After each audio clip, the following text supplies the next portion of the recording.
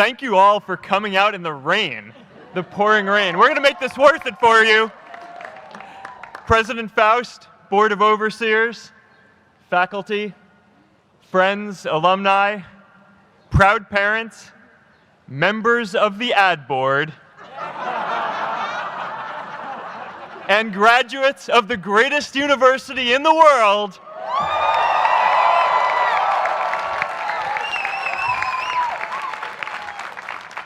I am honored to be here with you today because, let's face it, you accomplished something I never could.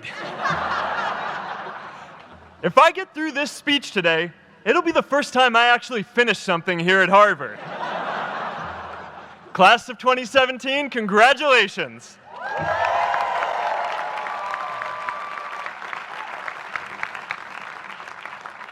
Now, I'm an unlikely speaker today, not just because I dropped out, but because we're technically in the same generation.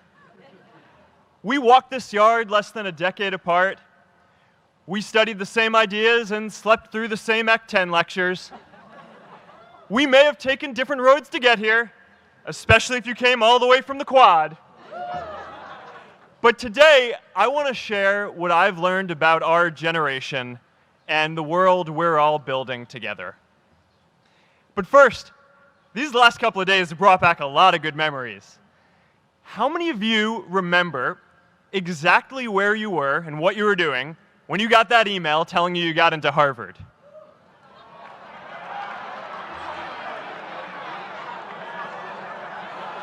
I was playing the video game Civilization, and I ran downstairs and got my dad, and for some reason, his first reaction was to video me opening the email. That could have been a really, really sad video. But I swear, getting into Harvard is the thing my parents are most proud of me for. My mom is nodding. You all know what I'm talking about. Look, guys, it's tough to beat this. You'll see when you get out there. How many of you remember your first lecture here at Harvard? Mine was Computer Science 121 with the incredible Harry Lewis. Harry. I was running late for class, so I threw on a t-shirt, and I didn't realize until afterwards that I put it on inside out and backwards, and my tag was sticking out the front. I couldn't figure out why no one in class would talk to me. Except for this one guy, KX Jin. He just went with it. We started doing our problem sets together, and now he runs a big part of Facebook. And that, class of 2017, is why you should be nice to people.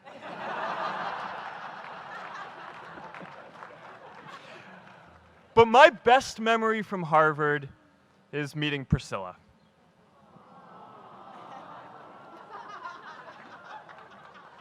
I had just launched this prank website, FaceMash, and the ad board wanted to see me. Everyone thought I was going to get kicked out. My parents drove up here to help me pack my stuff. My friends threw me a going-away party. Who does that?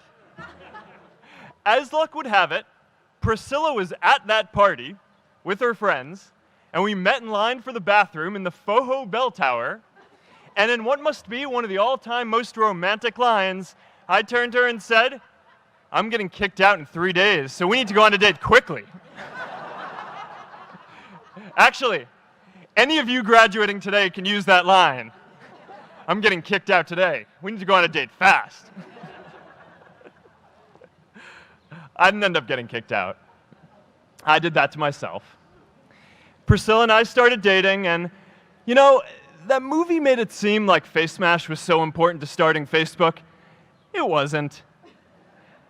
But without FaceMash, I never would have met Priscilla. And Priscilla's the most important person in my life. So you could still say it was the most important thing I built in my time here.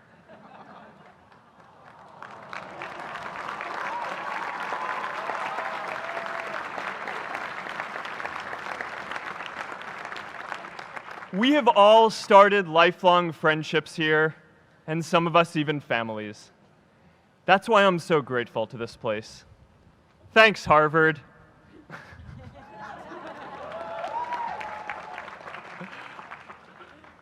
Today, I want to talk about purpose. But I'm not here to give you the standard commencement about finding your purpose. We're millennials. We try to do that instinctively.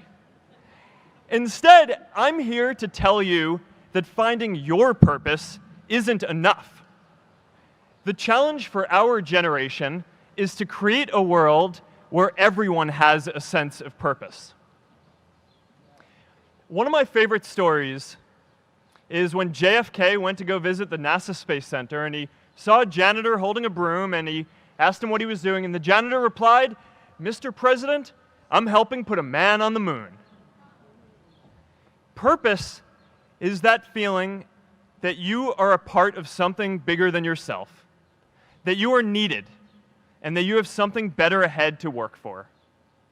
Purpose is what creates true happiness. And you are graduating at a time when this is especially important. When our parents graduated, that sense of purpose reliably came from your job, your church, your community. But today, technology and automation are eliminating many jobs. Membership in a lot of communities has been declining, and a lot of people are feeling disconnected and depressed and are trying to fill a void in their lives. As I've traveled around, I've sat with children in juvenile detention and opioid addicts who've told me that maybe their lives would have turned out differently if they just had something to do, an after-school program or somewhere to go. I've met factory workers who know their old jobs aren't coming back and are just trying to find their path ahead. For our society to keep moving forward, we have a generational challenge to not only create new jobs, but create a renewed sense of purpose. I remember that night I launched Facebook from that little dorm in Kirkland House. I went to Noakes with my friend KX, and I remember telling him clearly that I was excited to help connect the Harvard community, but one day someone would connect the whole world. The thing is, it never even occurred to me that that someone might be us. We were just college kids. We didn't know anything about that. There were all these great big technology companies with all these resources, and I just assumed one of them would do it. But this idea was so clear to us that all people want to connect. So we just kept working on it, day after day after day. And I know that a lot of you are going to have your own stories just like this. A change in the world that seems so clear that you are sure someone else is going to do it. But they're not. You will. But it's not enough to have that purpose yourself. You also have to create a sense of purpose for others. And I found that out the hard way. You see, my hope was never to build a company. I wanted to have an impact. And as all these people started joining us, I just assumed that that's what they wanted to do too. So I never took the time to explain what it was that I hoped we'd build. A couple years in, some big companies wanted to buy us. I didn't want to sell. I wanted to see if we could connect more people. And we were building the first version of Newsfeed at the time, and I thought, if we could just launch this, it could change how we all learn about the world. Nearly everyone else wanted to sell. Without a sense of higher purpose, this was their startup dream come true, and it tore our company apart. After one particularly tense argument, one of my close advisors told me if I didn't agree to sell the company right now, I would regret that decision for the rest of my life. Relationships were so frayed that within a year or so, every single person on our management team was gone. That was my hardest time leading Facebook. I believed in what we were doing, but I felt alone. And worse, it was my fault. I wondered if I was just wrong, an imposter, a 22-year-old kid who had no idea how things actually worked. Now, years later, I understand that is how things work when there's no sense of higher purpose. So it's up to all of us to create it so we can all keep moving forward together. And today, I want to talk about 3 ways that we can create a world where everyone has a sense of purpose. by taking on big, meaningful projects together, by redefining equality so everyone has the freedom to pursue their purpose, and by building community all across the world. So first, let's take on big, meaningful projects. Our generation is going to have to deal with tens of millions of jobs replaced by automation like self-driving cars and trucks. But we have the potential to do so much more than that. Every generation has its defining works. More than 300,000 people worked to put that man on the moon, including that janitor. Millions of volunteers immunized children around the world against polio, and millions of more people built the Hoover Dam and other great projects. And now it's our generation's turn to do great things. Now I know, maybe you're thinking, I don't know how to build a dam. I don't know how to get 1 million people involved in anything.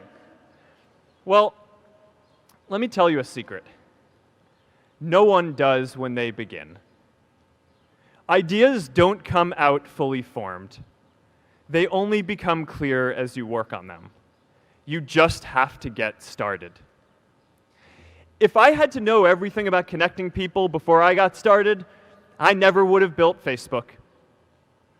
Movies and pop culture just get this all wrong.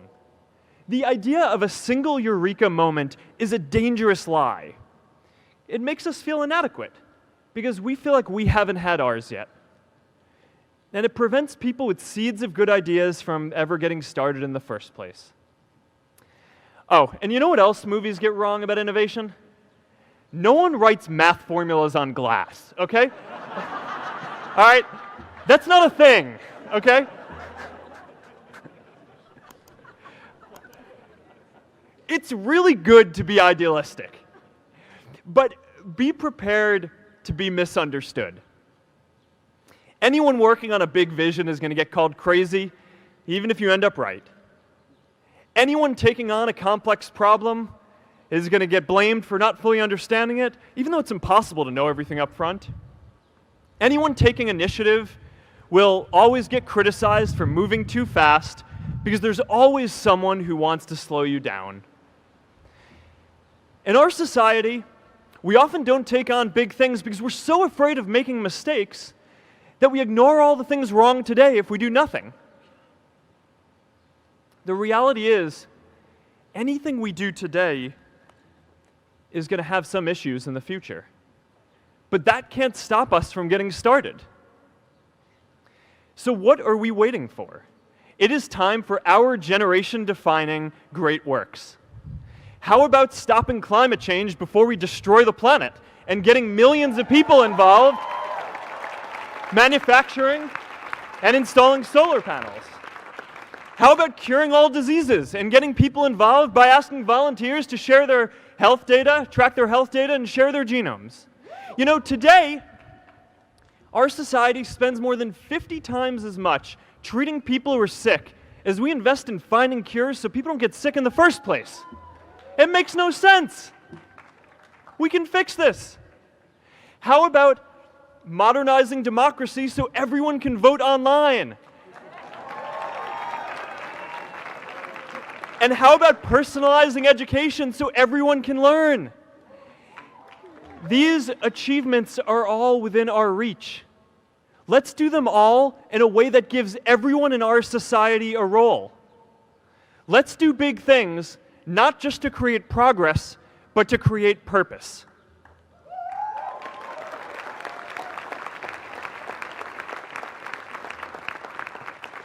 So taking on big, meaningful projects together is the first thing we can do to create a world where everyone has a sense of purpose. The second is redefining our idea of equality so everyone has the freedom to pursue their purpose.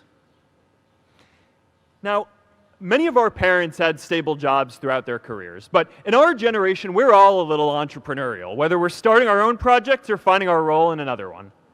And, you know, that's great, because our culture of entrepreneurship is how we create so much progress.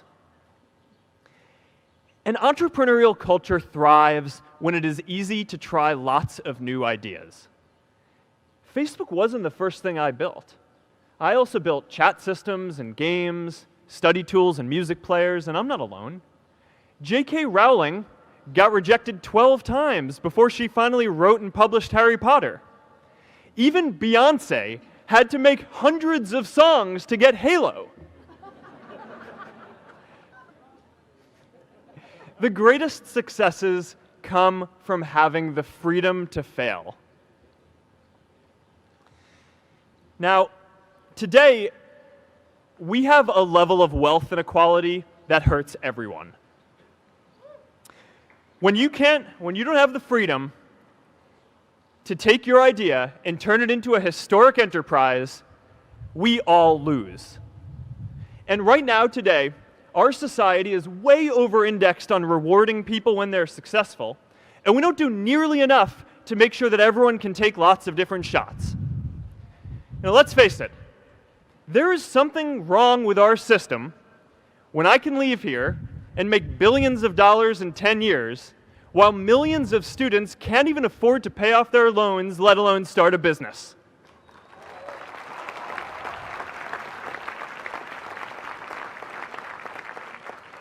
Look, I know a lot of entrepreneurs, and I don't know a single person who gave up on starting a business because they were worried they might not make enough money.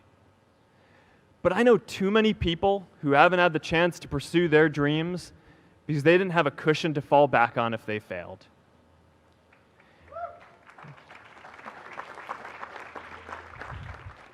We all know you don't get successful just by having a good idea or working hard. You get successful by being lucky too.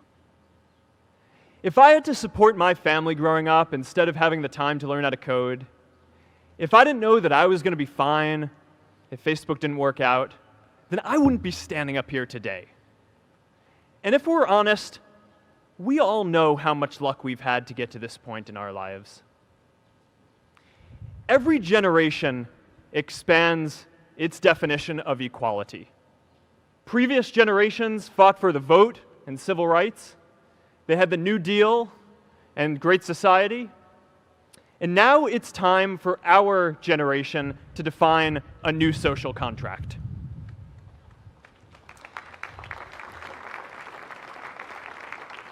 We should have a society that measures progress not just by economic metrics like GDP, but by how many of us have a role we find meaningful.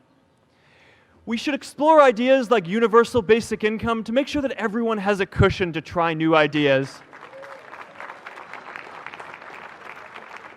We're all going to change jobs and roles many times, so we need affordable childcare to get to work and healthcare that's not tied to just one employer.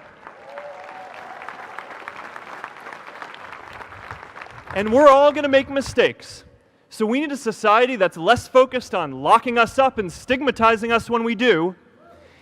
And as our technology keeps on evolving, we need a society that is more focused on providing continuous education through our lives.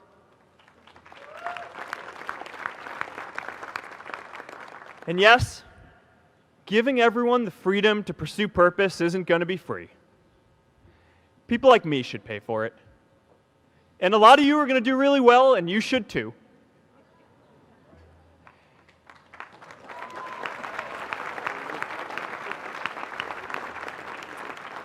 That is why Priscilla and I started the Chan Zuckerberg Initiative and committed our wealth to promoting equal opportunity.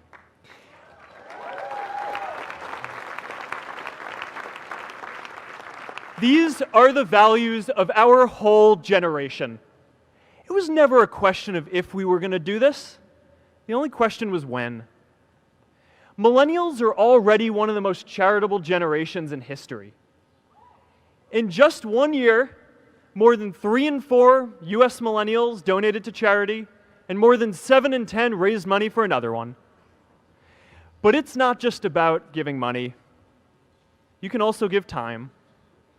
And I promise you, if you just take an hour or two a week, that's all it takes to give someone a hand and help them reach their potential. Now, maybe you're thinking, that's a lot of time. I'm not sure if I have that much time. I used to think that. You know, when Priscilla graduated from Harvard, she became a teacher. And before she'd do education work with me, she told me that I needed to get my own experience teaching a class. At first, I complained. I said, you know, I'm kind of busy. I'm running this company. But she insisted. So I taught an after-school program at the local Boys and Girls Club on entrepreneurship. I taught those kids lessons on product development and marketing, and they taught me what it was like growing up feeling targeted for your race, and what it's like having a family member in prison. I shared stories of my time in school, and they shared their hope that one day they would get to go to college too. For 5 years, I've had dinner with those students every month. One of them even threw Priscilla and me our first baby shower. And next year, they're going to college. Every one of them, first generation in their families. We can all make time to give someone a hand.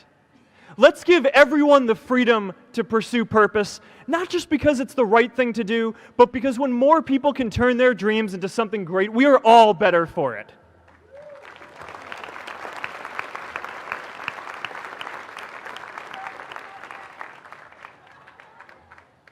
Purpose doesn't only come from work.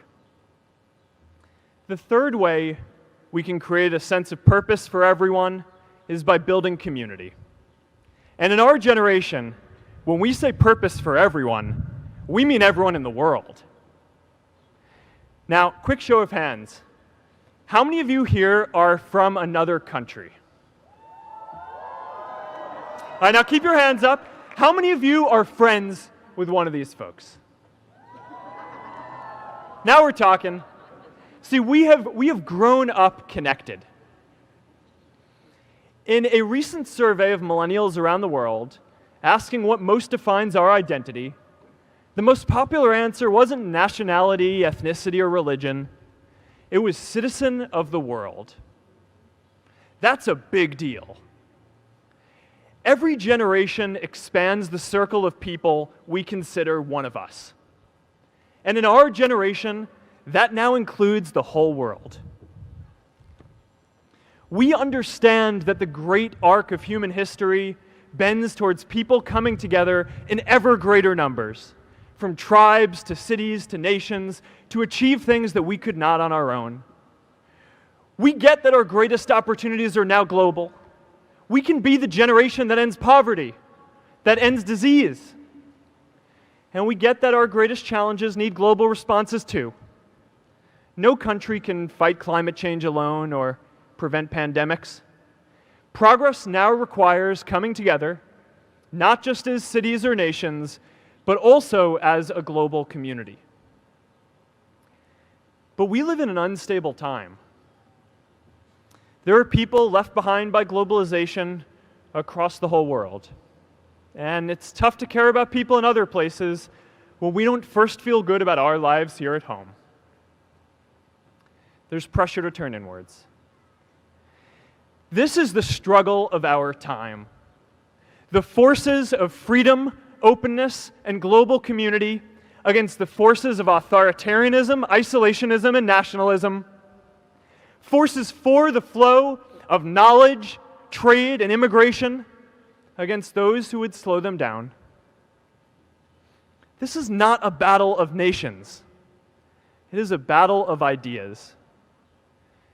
There are people in every country for more global connection, and there are good people against it.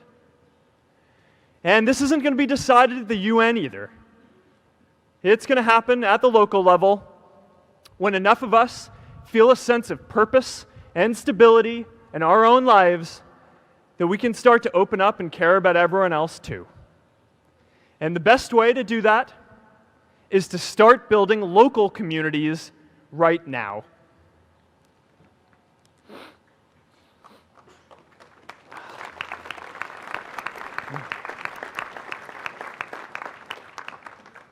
We all get a lot of meaning from our communities. Who here's from Elliot House? How about Lowell? I know you guys found community because you literally live right on top of each other. And Mather? I'll just leave that there. Whether our communities are houses or sports teams, churches or a cappella groups, they give us that sense that we are a part of something bigger, that we are not alone. They give us the strength to expand our horizons. And that's why it's so striking that over the past few decades, membership in all kinds of communities has declined by as much as 1/4. That's a lot of people who now need to find a sense of purpose somewhere else. But I know that we can rebuild these communities and start new ones because many of you already are. I met Agnes Agoye, who's graduating today. Agnes, where are you?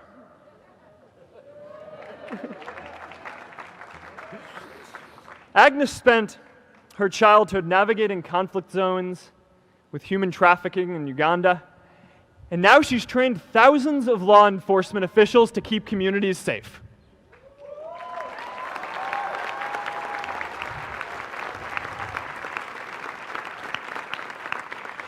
I met Kayla Oakley and Neha Jain, who are graduating today too. Stand up, guys. Kayla and Neha started a nonprofit that connects people suffering from chronic illnesses with people in their communities who are willing to help out.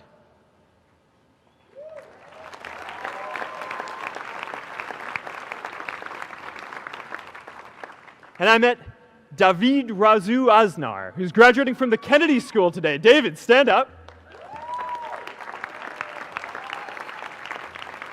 David is a former city councilor who fought to make Mexico City the first Latin American city to pass marriage equality, even before San Francisco.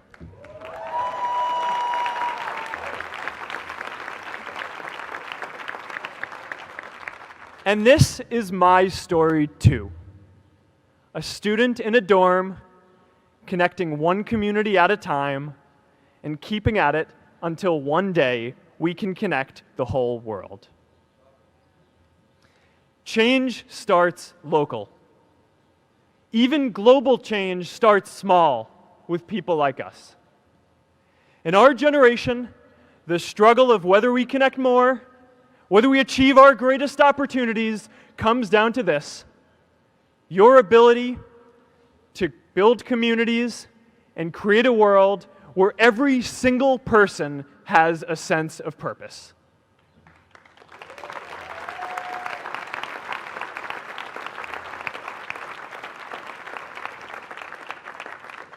Class of 2017, you are graduating into a world that needs purpose, and it's up to you to create it. Now, maybe you're asking yourself, can I really do this? Well, remember when I told you about that class I taught at the Boys and Girls Club? One day after class, I was talking to my students about going to college, and one of my top students raised his hand and said that he wasn't sure he could go to college because he's undocumented. He wasn't sure if they'd take him. Last year, I took him out to breakfast for his birthday, and I wanted to get him a gift, so I asked him what he wanted, and he just started talking about struggles that he saw other students in his class facing, and finally said, "You know, I'd really just like a book on social justice." I was blown away. Here is a young guy who has every reason to be cynical. He wasn't sure if the country he calls home, the only one he's known, was going to deny him his dream of going to college. But he wasn't feeling sorry for himself. He wasn't even thinking of himself.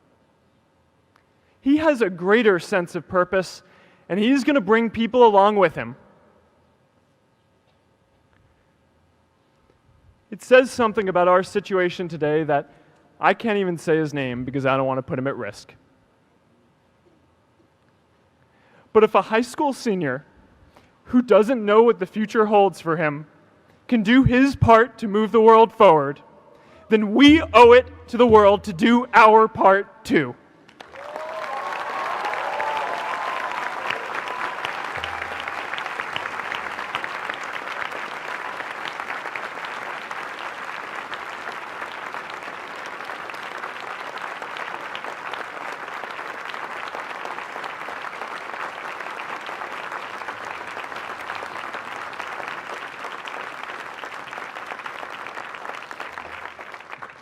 So before you walk out those gates one last time, and as we sit here in front of Memorial Church, I'm reminded of a prayer, Misha Berach, that I say whenever I face a big challenge, that I sing to my daughter, thinking of her future when I tuck her in at night. And it goes, "May the source of strength, who's blessed the ones before us, help us find the courage to make our lives a blessing." I hope you find the courage to make your life a blessing. Congratulations, class of 2017. Good luck out there.